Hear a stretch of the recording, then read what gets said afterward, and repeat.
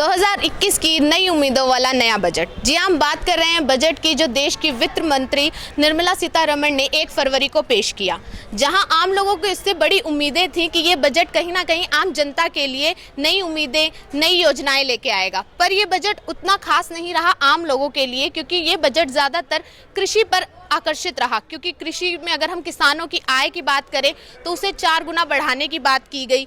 वहीं इस कृषि जो सेक्टर है उसमें निवेश की भी बड़े पैमाने पर बात की गई। और जो ये बात रही आत्मनिर्भर भारत की, कि जैसा कि निर्मला सीतारमण ने पेश करते समय भी कहा कि ये जो बजट है वो देश को आत्मनिर्भरता की ओर लेके जाएगा।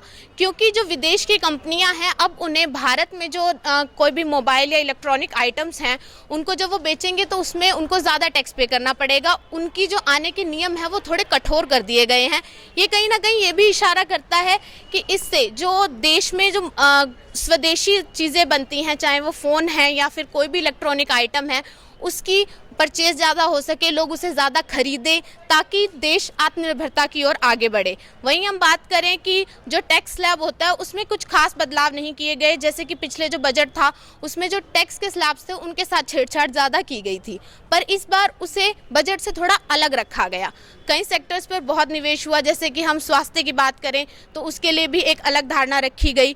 तो हम कहीं ना कहीं ये कह सकते हैं कि ये बजट आत्मनिर्भरता की ओर था, देश को आगे बढ़ाने के लिए है। और जो ईपीएफ का जो मुद्दा था कि उसमें लोग ज़्यादा चतुराई करके 8.5% तक का ब्याज ले लेते थे, अब उसे ख़त्म कर दिया गया है कि 2.5 लाख से ज़्यादा अगर आपका ईपीएफ होगा तो उस पर टैक्स लिया जाएगा। तो कहीं ना कहीं हम ये कह सकते हैं कि ये बजट देश को आगे ले जाने के लिए है, पर आम जनता के लिए इतना प्रभावशाली नहीं रहा।